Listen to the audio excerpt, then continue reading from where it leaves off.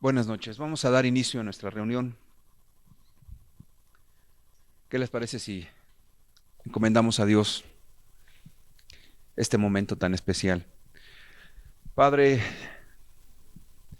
como siempre, Señor, te necesitamos tanto, Señor, para poder comprender tu palabra, Señor.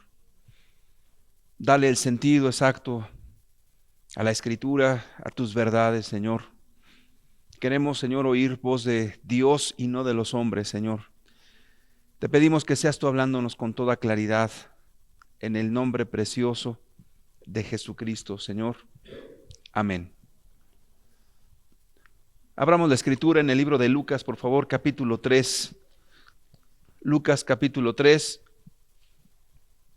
versículo 2 en adelante. Y siendo sumo sacerdote Anás y Caifás, vino palabra de Dios a Juan, hijo de Zacarías, en el desierto. Y él fue por toda la región contigua al Jordán, predicando el bautismo del arrepentimiento para perdón de pecados. Como está escrito en el libro de las palabras del profeta Isaías, que dice: voz del que clama en el desierto, preparad el camino del Señor, enderezad sus sendas. Todo valle se rellenará y se bajará todo monte y collado. Los caminos torcidos serán enderezados y los caminos ásperos allanados, y verá toda carne la salvación de Dios. Me voy a detener y posteriormente voy a seguir leyendo. Viene Juan Bautista predicando el arrepentimiento para perdón de pecados. En la reunión del jueves pasado hablamos de que es necesario arrepentirse para acercarse a Dios. Entendemos que arrepentimiento es el cambio de pensamiento y el cambio de camino. Si no hay esto, no hay arrepentimiento. Leímos un pasaje muy interesante donde nos ejemplifica correctamente lo que Dios quiere de nosotros. Vamos al libro de Efesios, por favor. Efesios capítulo 4, y ahorita regresamos a Lucas. Efesios capítulo 4, versículo 28. Efesios 4, 28 nos dice con toda claridad lo que implica el arrepentimiento. El que hurtaba, no hurte más, sino trabaje haciendo con sus manos lo que es bueno, para que tenga que compartir con el que padece necesidad. Este pasaje de Efesios nos dice con toda claridad y con toda sencillez que el arrepentimiento es eso, un cambio radical de camino. El que hurtaba, ¿qué dice la Escritura?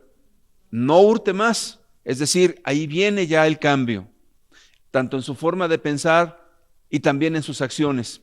Pero no solamente dice ya no hurtes más, sino trabaja con tus manos, y no solamente te pide que hagas eso, sino que ayudes a los necesitados. Eso es un arrepentimiento real. Si no hay eso, las personas tienden a engañarse, lo cual, la verdad, no se lo recomiendo, porque una persona que se engaña diciendo que se acerca a Dios y dice: Señor, yo en verdad quiero caminar contigo, y de repente dice: Señor, pues si yo miento ahora, pues voy a mentir menos. Eso no es arrepentimiento. Señor, si yo robo, ahora voy a robar menos. De ninguna manera. Eso ni siquiera se acerca a lo que la Escritura habla de arrepentimiento. Señor, si antes veía pornografía, ahora voy a ver menos. No es eso. También comentamos en la reunión pasada que hay tres cosas que nos pueden engañar. Primeramente, las emociones. Vimos el ejemplo de Saúl, un hombre que continuamente lloraba, pero nunca tuvo un cambio radical y mucho menos un cambio verdadero. ¿Cuántas veces el borracho dice a la esposa: ya no voy a tomar o no te voy a golpear, y vuelve a hacer exactamente lo mismo? Ese hombre borracho llora, pero no cambia. Recuerda que la Escritura dice que aún los demonios creen y tiemblan. No es en la cuestión de las emociones, aunque si alguien llora y se conmueve delante de Dios, qué bueno, pero no son las lágrimas, sino tu cambio lo que realmente vale ante los ojos de Dios.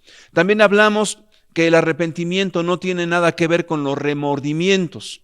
Una persona puede estar en un sentimiento de estarse lamentando de lo que hizo en su vida pasada, y la Escritura nos dice que hay una tristeza que es según el mundo, que produce muerte.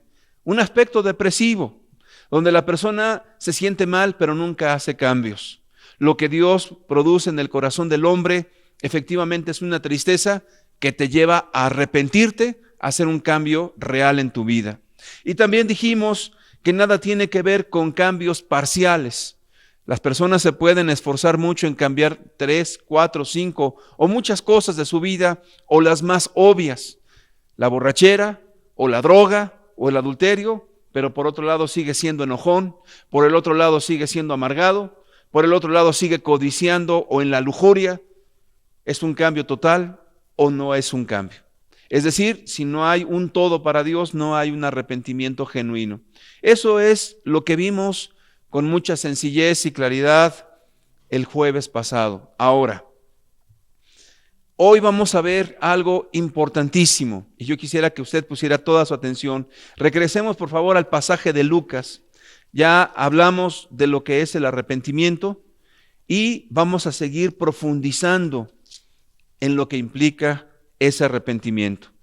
Versículo 4 otra vez, como está escrito en el libro de las palabras del profeta Isaías, que dice, muy importante: voz del que clama en el desierto, preparad el camino del Señor, enderezad sus sendas. Versículo 5, todo valle se rellenará y se bajará todo monte y collado.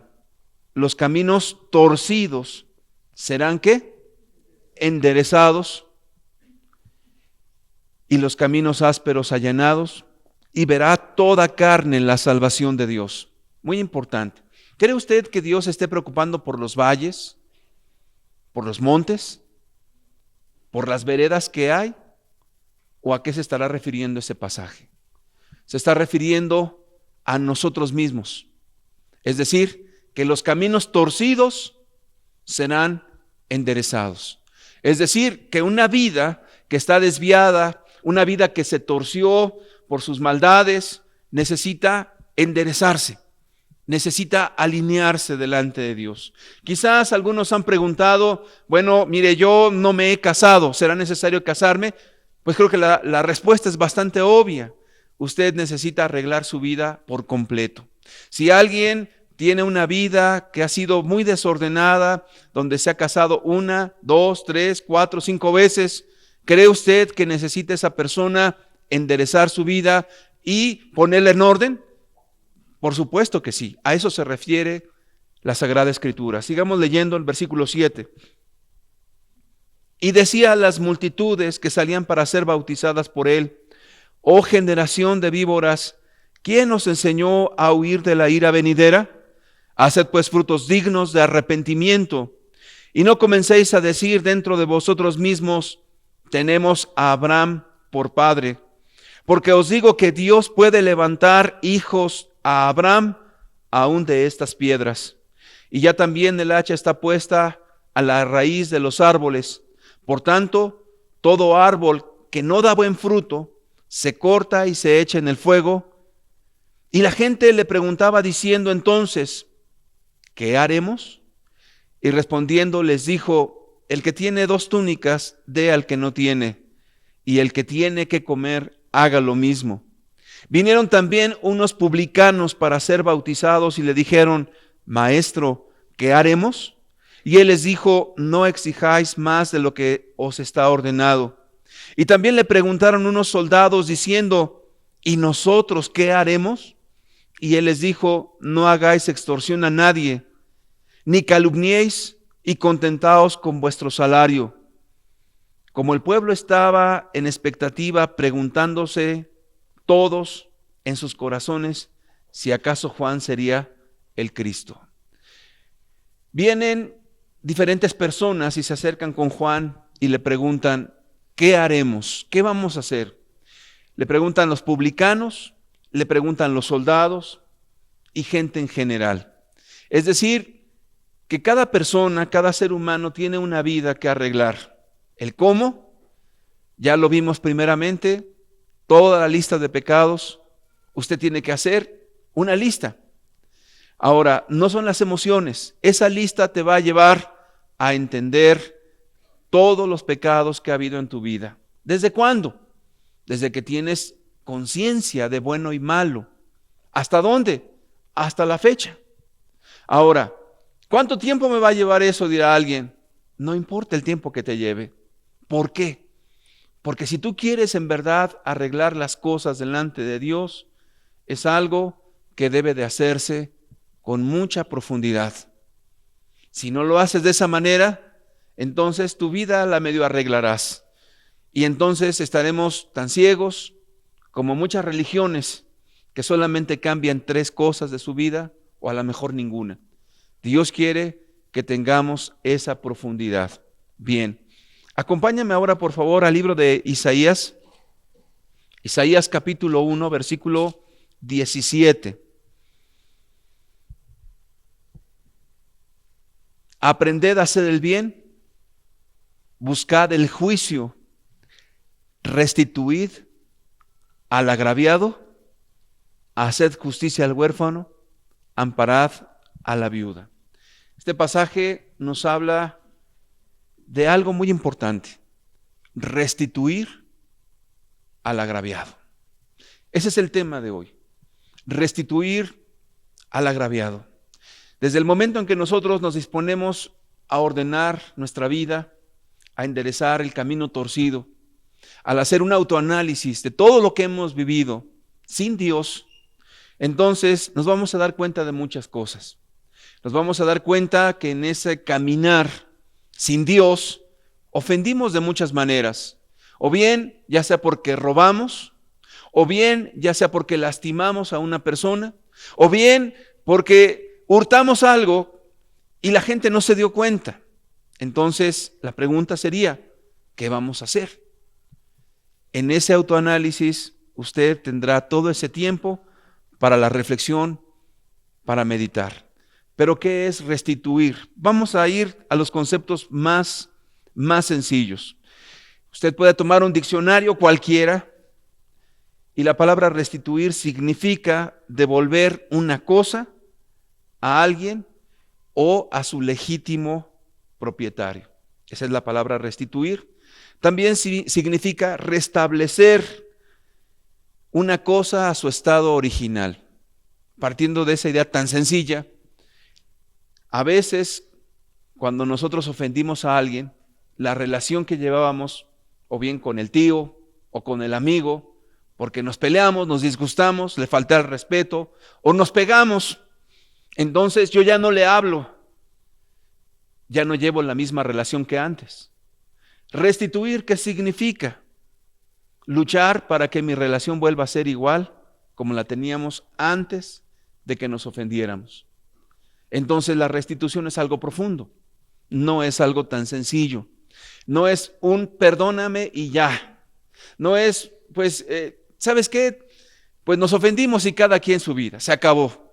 No, la restitución que Dios busca es una restitución, devolver las cosas que nosotros tomamos de otras personas y también buscar restituir la relación que teníamos antes de haber ofendido de una o de otra manera. Ahora, de lo que yo le estoy hablando no es algo que a mí se me antoja decir, no es un asunto donde me estoy imaginando o quiero yo sacar algo que ni siquiera existe. De hecho, es un fundamento, es algo muy importante en la Biblia. Abramos la Escritura, por favor, en el libro de Éxodo, capítulo 2, para entender que en la Escritura nos habla de la restitución por todos lados y que sin ello no hay un arrepentimiento genuino. Éxodo, capítulo 2, por favor. Si no trae Biblia, va a aparecer en la pantalla. Éxodo, capítulo 2 nos dice, versículo 1.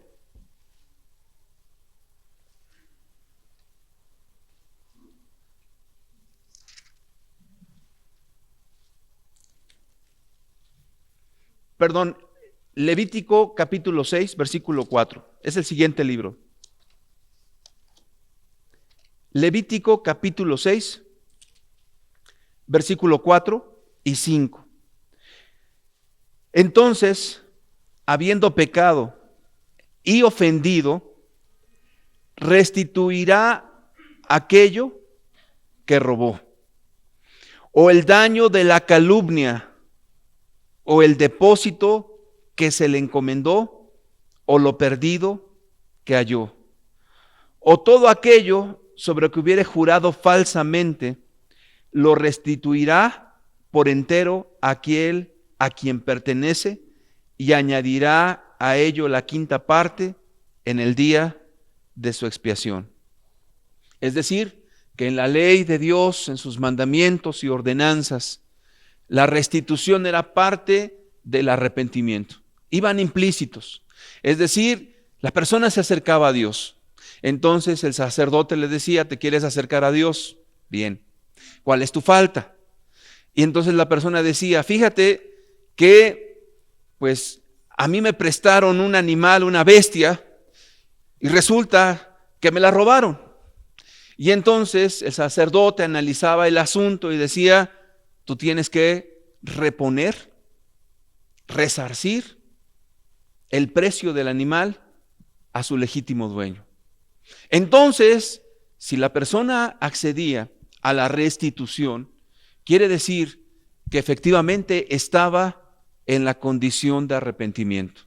Imagínate que esa persona llegara y dijera, bueno, mira, ¿sabes qué? Sí, se me perdió el animal, pero no tengo voluntad de regresarle nada.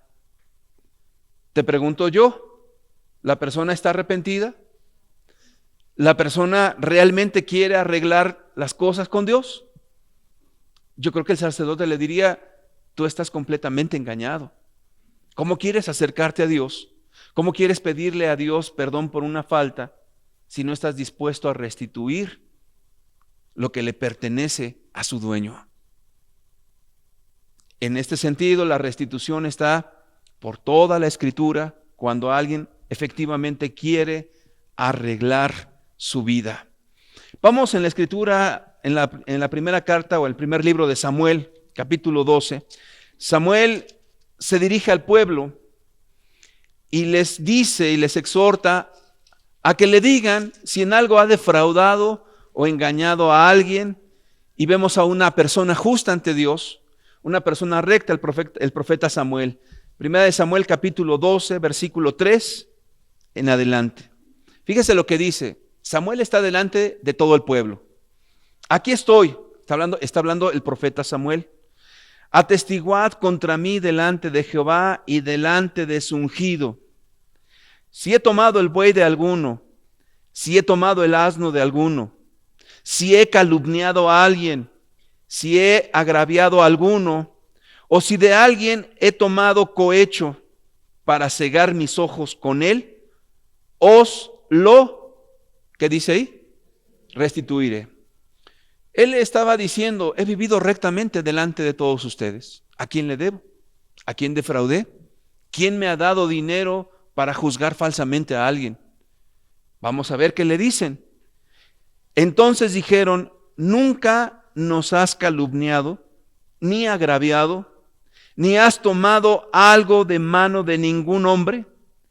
Y él les dijo, Jehová es testigo contra vosotros, y su ungido también es testigo en este día, que no habéis hallado cosa alguna en mi mano. Y ellos respondieron, así es. Es decir, él pudo pararse delante del pueblo y decirles, ¿en qué les debo? ¿En qué les he ofendido? Efectivamente, ellos dijeron, en nada. Y el profeta Samuel dijo, si yo les debo algo, se los voy a restituir. Bien, esa es una vida íntegra ante Dios. ¿Crees que se pueda vivir en esta vida de esa manera?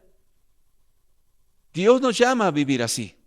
De tal manera que le puedas decir a la gente que te rodea, no te he robado un centavo, no te debo nada, no te he ofendido con mi boca, no te he calumniado, no te he hecho agravio alguno, no te he ofendido.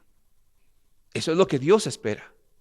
Ahora llegamos a Dios no en esa condición, sino todo lo contrario. Venimos delante de Dios con una vida torcida, con muchas cosas que están ocultas en nuestra vida pasada y que al estar analizando con prontitud nos damos cuenta de que hay muchas faltas y tenemos a mucha gente que efectivamente sí le debemos, a muchas personas a quien sí ofendimos o a alguien con quien no nos tratamos por diferentes problemas que hemos tenido, discusiones, etcétera. Y sabes, alguien puede decir, me quedo así, no voy a arreglar mi vida para nada. ¿Sabes? Dios dice algo como lo siguiente. Vamos, por favor, a la escritura en el libro de Isaías, en el capítulo 42. Isaías capítulo 42, ¿qué dice Dios al respecto?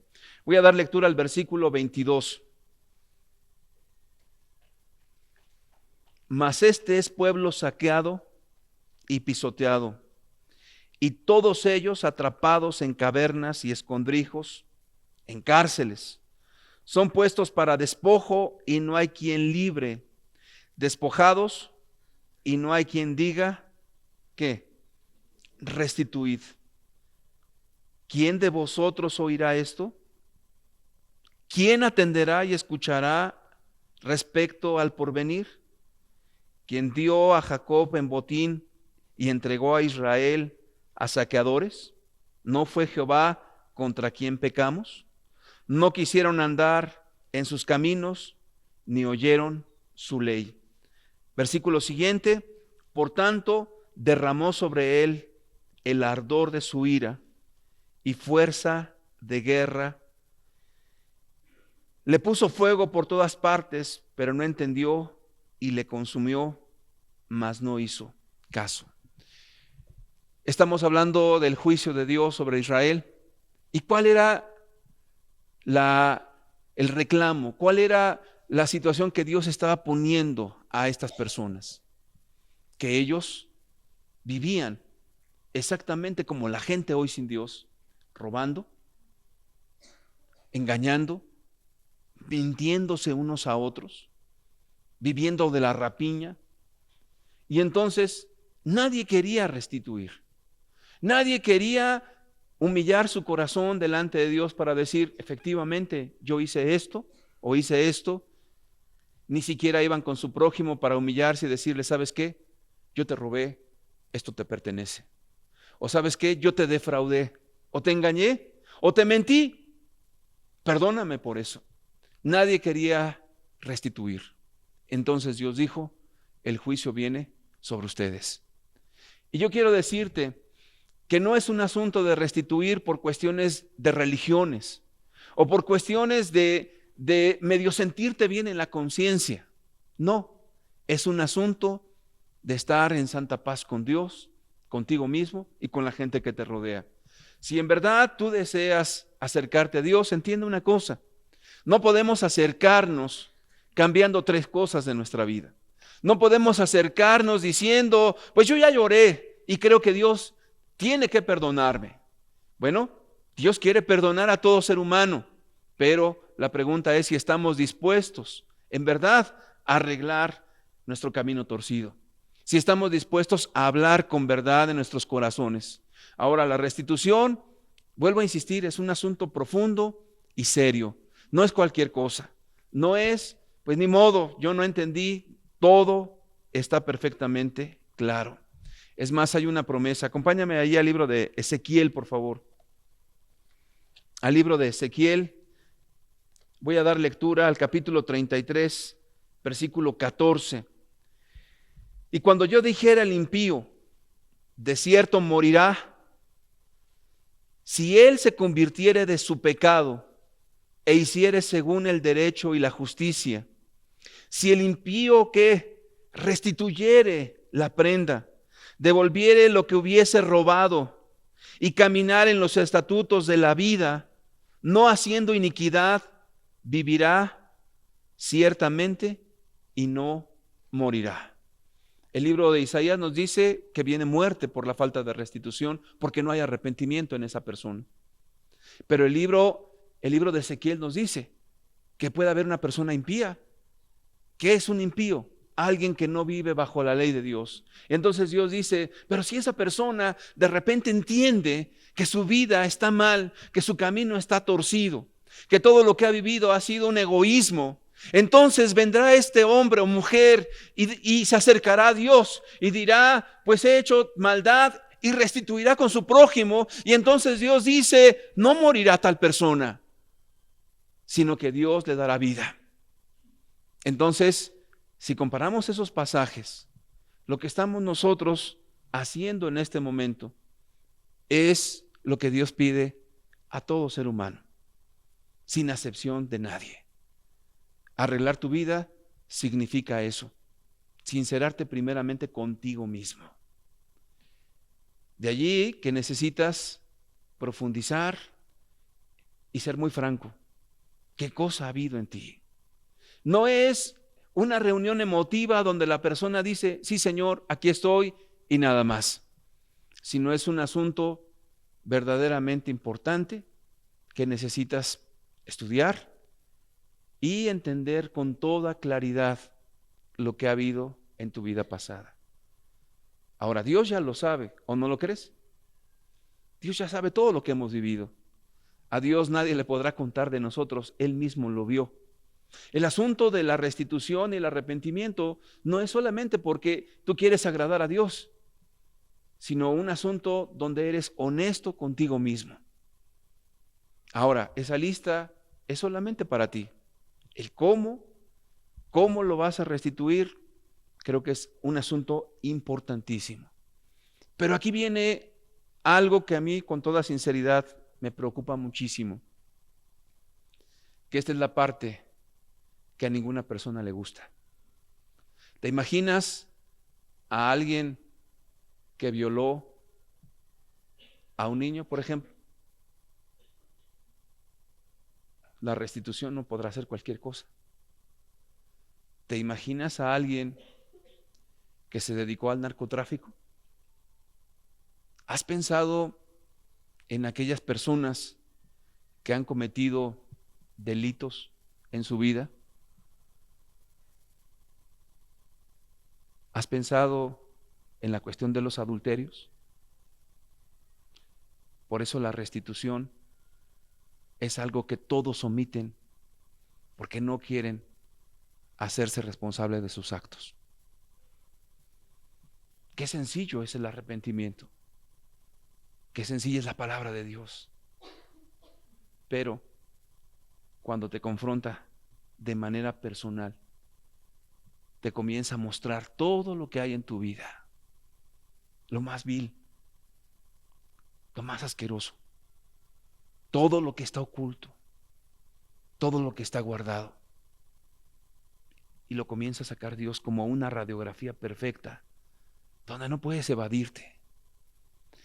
Aquí es donde las personas sienten como una espada que cuando va penetrando en sus vidas, en sus almas, entonces van sintiendo dolor, también van sintiendo angustia, en algunos casos miedo.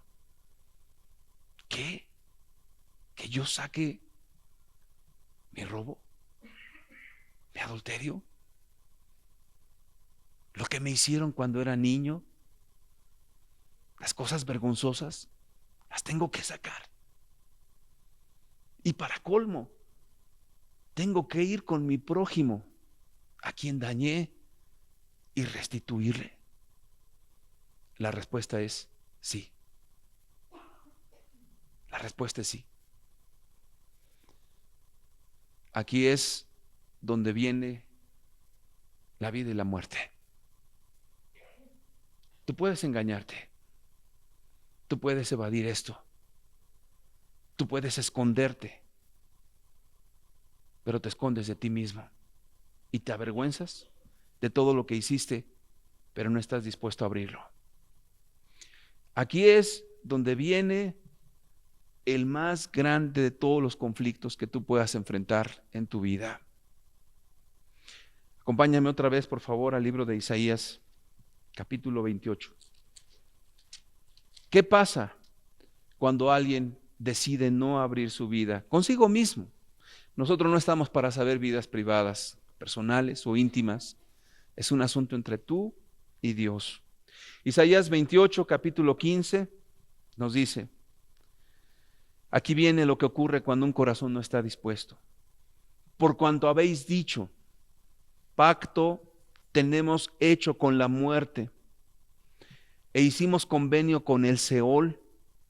Cuando pase el turbión del azote, no llegará a nosotros, porque hemos puesto nuestro refugio en la mentira y en la falsedad nos esconderemos. ¿Qué estaba diciendo este pueblo endurecido? A mí no me va a llegar problema. Es más, yo no me voy a ir al infierno, porque la tradición judía dice que ninguna persona descendiente de Abraham visitará el infierno. Y entonces ellos podían decir, podemos cometer cualquier ilícito, podemos cometer cualquier falta, y nosotros jamás veremos desgracia en nuestra vida. Y entonces era como hacer un pacto con la muerte, un convenio con el Seol, que es lo mismo que infierno, y decir, a nosotros no nos va a llegar jamás ese momento. Eso de que hablan del juicio venidero, eso de que hablan de que viene tragedia y las consecuencias de nuestros actos, no nos llegará jamás. Entonces Dios les dice, has puesto tu confianza en un refugio de mentira. ¿Y por qué es un refugio de mentira? Porque es un engaño temporal. Porque alguien dice, no, mi maldad no será hallada jamás. No, lo que yo hice jamás se sabrá. Lo que yo viví o lo que yo hice o lo que me hicieron está como guardado allí, jamás saldrá a la luz y no veré consecuencias de mis malas obras. Es un escondrijo de mentira. Pero ¿qué es lo que ocurre? Versículo 17. Aquí lo que dice Dios que hará: y ajustaré el juicio a cordel y a nivel la justicia, y granizo barrerá el refugio de la mentira, y aguas arrollarán el escondrijo. Es decir, que lo que Dios le dice a estas personas que se autoengañan, tarde que temprano se va a saber. Recuerde que la Escritura dice que los pecados de algunos hombres son manifiestos antes de que vengan a juicio, y a otros se les descubrirán después. Es decir, que no hay nada encubierto de nuestras vidas que no haya de ser manifestado en algún momento. Créeme que delante de Dios daremos cuentas de lo bueno y de lo malo. Entonces, si en este momento a ti te aterra la idea de la restitución, si en este momento te aterra todo lo que hiciste en lo oculto, todo lo horroroso que viviste en las tinieblas y manifestarlo a la luz, créeme que a lo mejor en este momento tú decides, yo jamás voy a hacer eso. Yo no estoy dispuesto a abrir mi vida, mi corazón delante de Dios. Yo no estoy dispuesto a hablar lo que hice, jamás lo haré y no estoy dispuesto a hacerlo. Y de repente comienzas a decir, pues yo voy a cambiar algunas cosas, pero no estoy dispuesto a abrir todo lo que ha habido en mí. Entonces vas a poner un refugio de mentira. No vas a abrir tu vida. Es un acto de tu voluntad.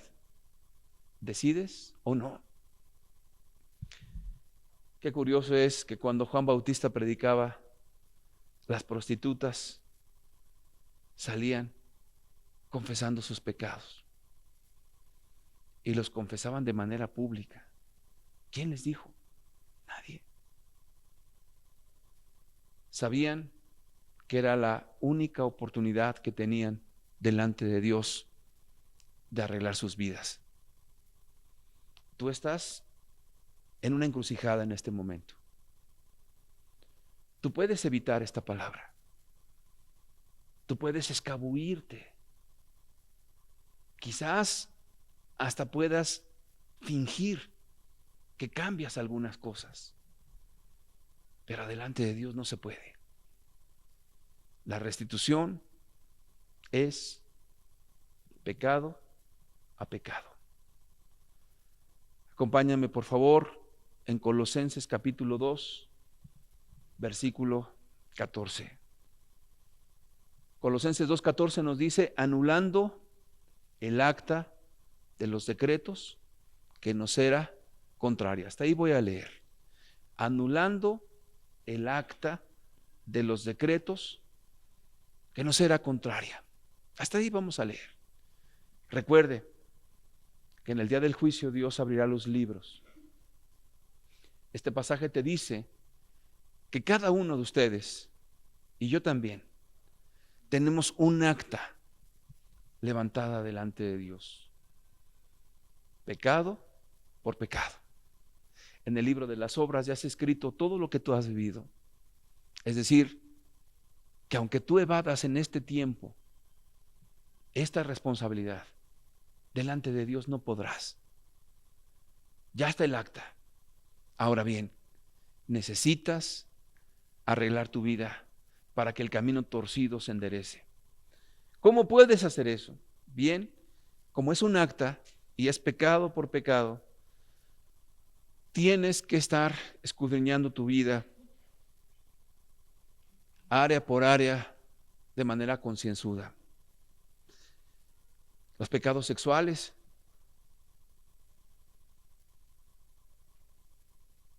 si alguien abusó de ti sexualmente,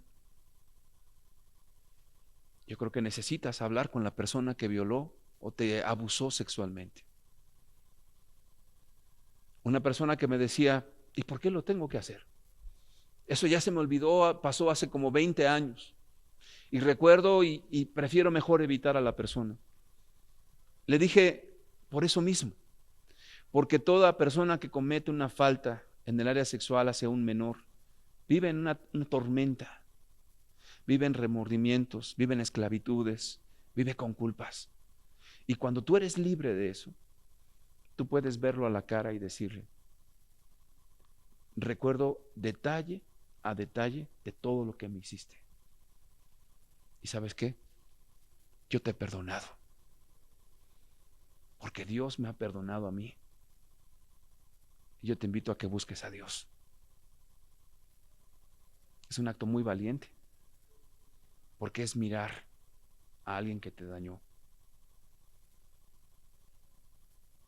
Y en tu corazón le has perdonado con toda franqueza.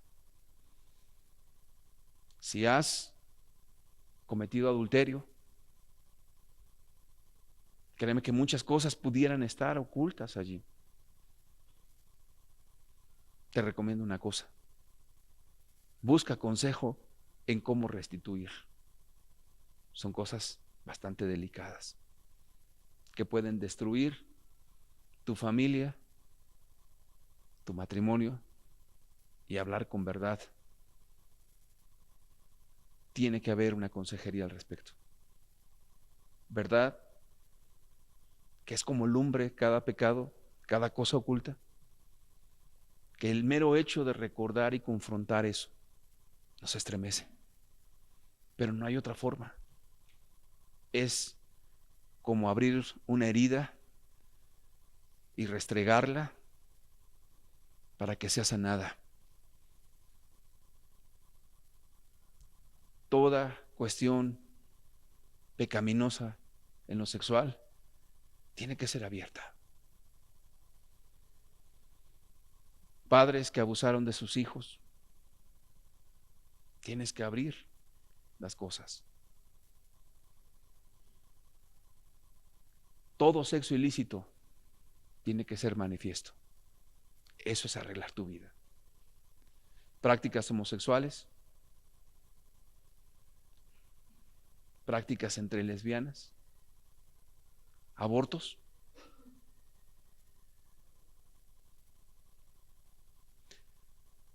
Cuán importante es decirle a Dios, esto es mi vida. ¿Cómo puedo restituir con las personas? ¿Cómo puedo arreglar mi camino torcido? El área sexual es una de las áreas donde el diablo y nuestras pasiones nos amarraron fuertemente. ¿Quieres en verdad arreglar tu vida delante de Dios? No puedes tapar tus ojos y decir, no quiero pensar en eso. No quiero ver lo que hice. No quiero recordar lo que pasé. No quiero abrir lo que yo viví, no lo quiero abrir. Necesitas realmente manifestar delante de Dios, cosa por cosa, todo lo que ha ocurrido en tu vida desde que tienes conciencia hasta la fecha. En verdad es algo difícil, pero al que en verdad quiere arreglar su vida con Dios, lo va a hacer. El que no, te digo, esta palabra te va a simbrar. Y entonces, cuando Jesús hablaba, algunas personas decían, dura es esta palabra. ¿Quién la puede oír? Es verdad, dura es esta palabra. ¿Cómo evadirnos de Dios? ¿Cómo? ¿Cómo escaparemos? Es importante que usted abra su vida delante de Dios. El área sexual es un área donde hay esclavitudes terribles y que las personas prefieren llevarse sus secretos a la tumba antes de abrir y manifestar lo que hay en lo oculto. Yo me he encontrado que de repente en una familia uno de los hijos es de otra persona y el esposo no lo sabe. Dura es esta palabra.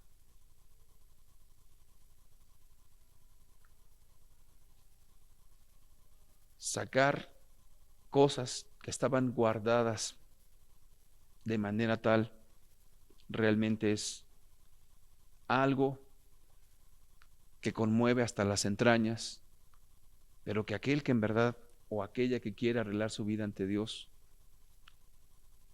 no evadirá esto. Es con Dios, no es para quedar bien con nadie, es contigo mismo. Es un acto de valor y de hablar las cosas con toda franqueza y sacar a la luz lo que hicimos en lo oculto. El área sexual es un área fuerte. Otra área, ¿qué le parece las deudas? Todos tenemos deudas, dirá alguien por ahí. No me estoy refiriendo a las deudas de lo que estás pagando de tu casa o de tu automóvil. Me estoy refiriendo a aquellas que no pagaste.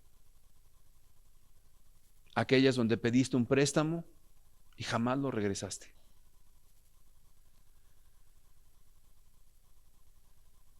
Ya pasaron 20 años, dice alguien. Ya no se acuerda. ¿Estás seguro? Acuérdate que delante de Dios el tiempo no será más.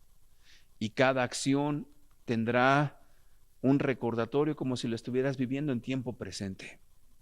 Las deudas no pagadas, es decir, son robos. Le debes a alguien y ya pasaron muchos años y no se acuerda ya. ¿Qué te parece los fraudes?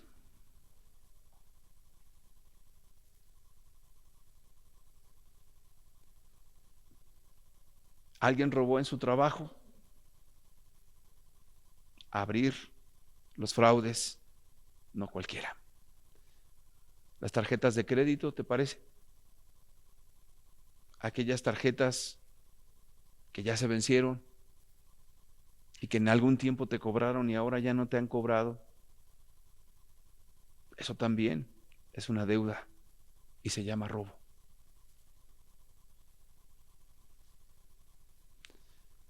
O aquel que no paga la luz porque se colgó. ¿No es robo eso? Que si es cara la luz o no, eso no es el punto. Simple y sencillamente alguien que se cuelga a tomar la luz es un ladrón. Aquella persona que tiene en su casa objetos que no ha devuelto. Ah, pues es una olla que me prestaron hace, pero no es tuya.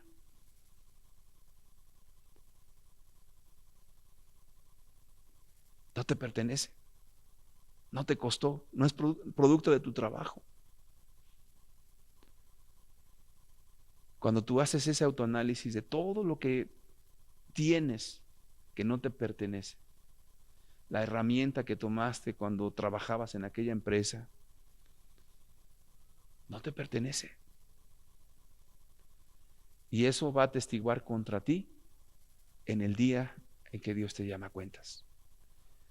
Yo estoy tan seguro y tan cierto que te vienen los recuerdos de todas aquellas cosas que tienes que no son tuyas, en cuestiones económicas, en especie, delante de Dios. Todo eso será manifiesto. Relaciones afectadas. Por ejemplo, cuando te distanciaste de alguien porque te peleaste, le faltaste al respeto a alguien o te faltaron al respeto y te distanciaste. Recuerda que la restitución es volver otra vez a como se estaba antes. Ahora, si la persona no quiere, ya será problema de la persona, no tuyo. Dice la Escritura que en lo que esté de vosotros, estad en paz con todos los hombres. Cualquier relación donde tú hayas dañado verbalmente a alguien, le hayas ofendido de palabra o le hayas levantado la mano, son cosas que tienes que hablarlas. Si te peleaste con alguien, tendrás que pararte delante de aquella persona a quien dañaste y darle la cara y decirle, ¿sabes qué? Perdóname, yo estaba muy mal cuando te pegué o te levanté la voz o te ofendí de alguna manera. Si tú estás buscando a Dios, no puedes tener una vida donde yo no le hablo a fulano, donde yo le debo a tal persona y me escondo. No puedes. Porque el profeta Samuel se paró y dijo, yo no le debo a nadie. Ni un centavo he tomado de ninguna persona, no tengo ninguna bestia, ningún buey, ni asno de nadie. A nadie he calumniado con mi boca. Y todos dijeron, tienes razón, Samuel, a nadie nos has afectado. Y dijo, y si lo he hecho, díganmelo y yo lo restituiré. Entonces, la restitución es algo que no puedes evitar.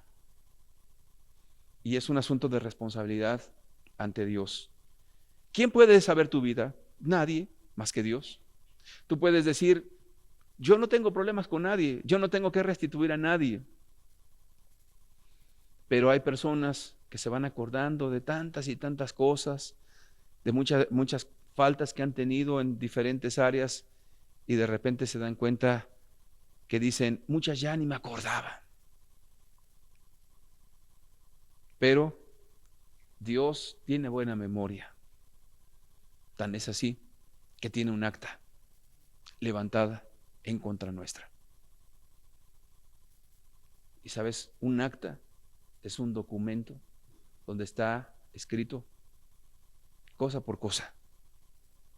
A Dios no se le ha olvidado absolutamente nada. Si eres una persona que participó de chismes, ¿hablaste mal de alguien? Estás afectando la imagen de otra persona. No, pero era verdad lo que yo dije. Fíjate que cuando una persona tiene a Cristo en su corazón, aún la verdad sabe cómo manejarla. Porque si alguien, por ejemplo, ve haciendo algo indebido a alguien, tendrá la debida precaución de decírselo en su cara para que se arrepienta y deje de hacer lo que está haciendo, porque le quiere hacer el bien. Porque esa misma verdad la puedes publicar en un periódico, lo cual no le da derecho a nadie. O lo que hacen los jóvenes, de ver las faltas de otros y subirlas al internet para que sean expuestas esas personas. ¿Que está mal lo que hicieron? Sí, pero Dios traerá a juicio a cada persona. Y el que sube ese material para evidenciar a su prójimo, delante de Dios está pecando. De tal manera que cada uno de los presentes a Dios dará cuenta también de los chismes, de las mentiras, de las amarguras. Alguien por ahí dice, bueno, es que yo nada más no me contengo en las malas palabras. En los enojos no me contengo. ¿Y los enojos van al aire? ¿Y las palabras hirientes van al aire? Yo creo que no. Entonces dices, como alguien dijo, no, si yo me pongo a ver todo eso, no voy a terminar nunca de restituir. ¿Sabes qué? A Dios no le importan los tiempos. Cuando Él nos juzgue, no lleva prisa, porque ya no habrá tiempo. Comenzó la eternidad. ¿Qué son 70 años para Dios? Nada. ¿Qué son 90 años para Dios? Nada. Tendrá todo el tiempo para analizar contigo cosa por cosa. Ahora, ¿realmente quieres acercarte a Dios? La restitución es un acto de plena honestidad contigo mismo, con Dios y con tu prójimo.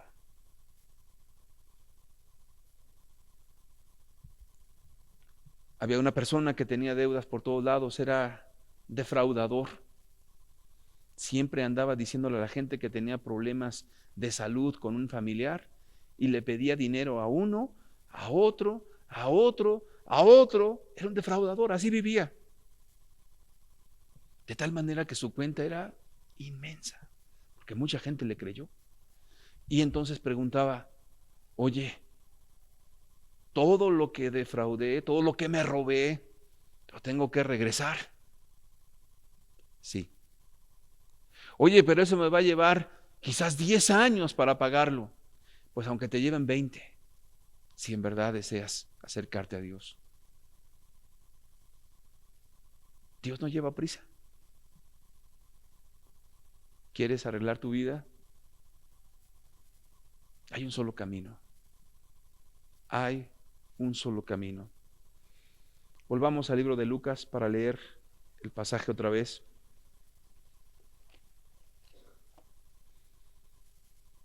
Si alguien tiene dudas de cómo restituir algunas cosas particulares, para eso estamos los consejeros, si en algo le podemos servir. Si es un asunto grave, con gusto. Volvamos al libro de Lucas, por favor, otra vez, capítulo 3, y vamos a comprender entonces el pasaje conforme a lo que Dios nos ha estado enseñando a través de todas estas enseñanzas. Versículo 3. Y él fue por toda la región contigua al Jordán, Juan el Bautista, predicando el bautismo del arrepentimiento para perdón de pecados. Como está escrito en el libro de las palabras del profeta Isaías, que dice, voz del que clama en el desierto, preparad el camino del Señor, enderezad sus sendas, todo valle se rellenará, y se bajará todo monte y collado, y los caminos torcidos serán enderezados, y los caminos ásperos allanados. Y la conclusión de esto, y verá toda carne la salvación de Dios. A Él sea toda la gloria. Y decía a las multitudes que salían para ser bautizadas por Él, oh generación de víboras, ¿quién os enseñó a huir de la ira venidera? Les estaba diciendo Juan, no podrás entrar al reino de los cielos evitando el arrepentimiento, evitando la confesión de tus pecados, evitando la restitución. No podrás escaparte. No se puede. Es una puerta estrecha, es un camino angosto. No puedes. Haced pues frutos dignos de arrepentimiento. Y no comencéis a decir dentro de vosotros mismos, tenemos a Abraham por padre. No importa que seas judío, no importa que vayas a la religión que vayas, no importa. Porque os digo que Dios puede levantar hijos a Abraham, aún de estas piedras. Y ya también el hacha está puesta a la raíz de los árboles. ¿Quiénes son los árboles? Las personas, los seres humanos. Por tanto, todo árbol o toda persona que no da buen fruto, ¿fruto de qué? De arrepentimiento. ¿Qué dice? Se corta y se echa en el fuego. ¿Qué representa eso? El juicio de Dios, el infierno y también el lago de fuego. Y la gente le preguntaba diciendo, entonces, ¿qué haremos? Y él respondiendo les dijo, el que tiene 2 túnicas, dé al que no tiene. Y el que tiene que comer, haga lo mismo. Vinieron también unos publicanos para ser bautizados. Los publicanos cobraban impuestos. Y le dijeron, maestro, ¿qué haremos? Y él les dijo, no exijáis más de lo que está ordenado. No robes, eso les estaba diciendo. Cobra lo que la ley dice, no les cobres más. También le preguntaron unos soldados diciendo, ¿y nosotros qué haremos? Y él les dijo, no hagáis extorsión a nadie, ni calumniéis, y contentaos con vuestro salario.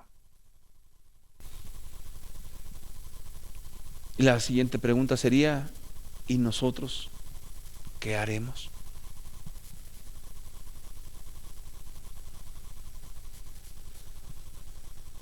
Yo quiero pedirte que cierres tus ojos, por favor.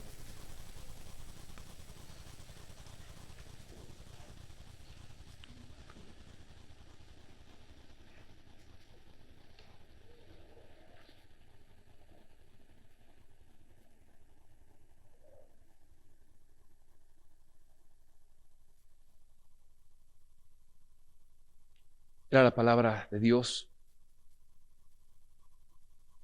que concluye, y toda carne verá la salvación de Dios.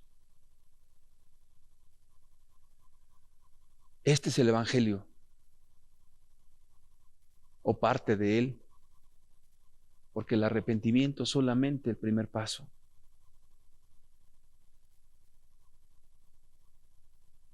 ¿Quién podrá o quién querrá acercarse a Dios con tanta franqueza?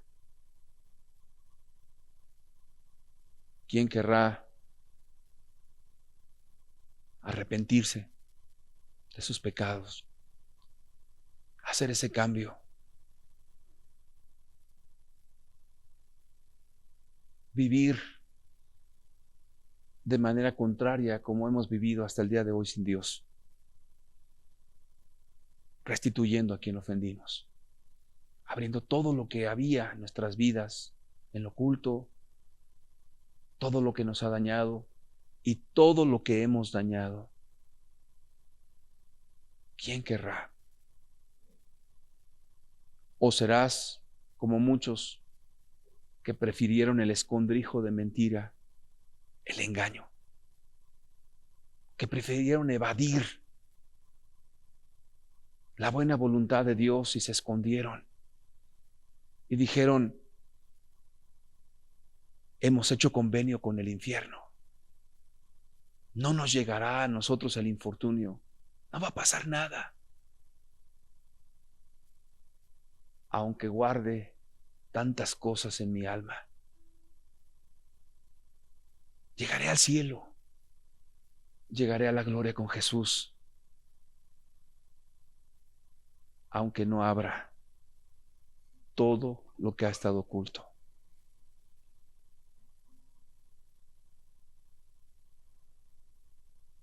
Jesús mismo dice, barreré ese escondrijo de mentira. Y te darás cuenta que en vano fue que ocultaras tu vida, porque Dios lo sabe todo, porque hay un acta levantada con tu nombre, donde Dios ha registrado todas tus acciones.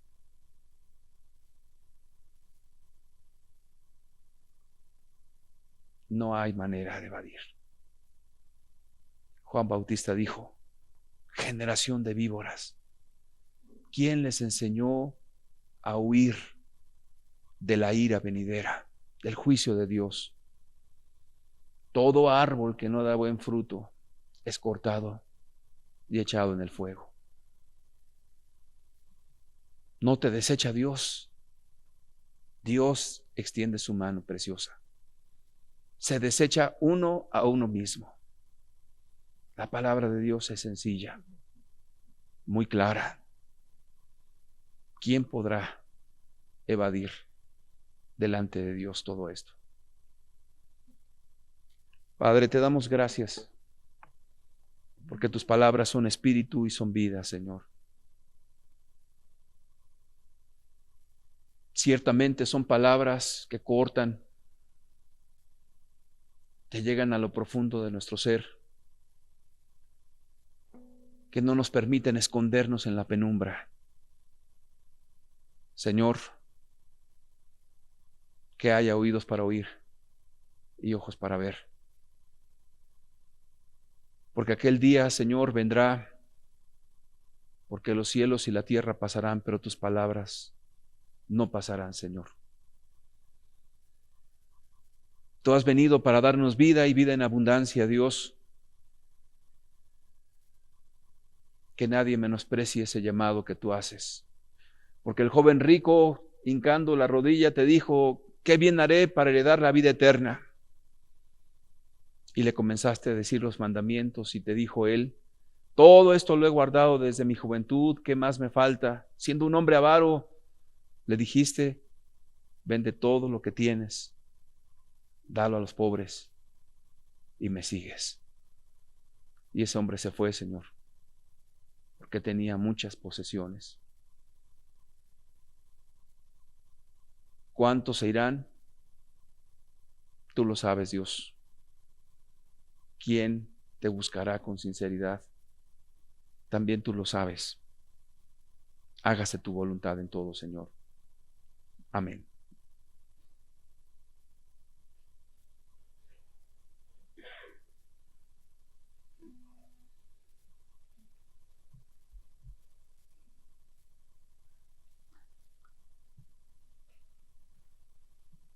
Les recomiendo que haga su lista para usted mismo. Le esperamos el próximo jueves. Creo que es muy importante. Dios les bendiga.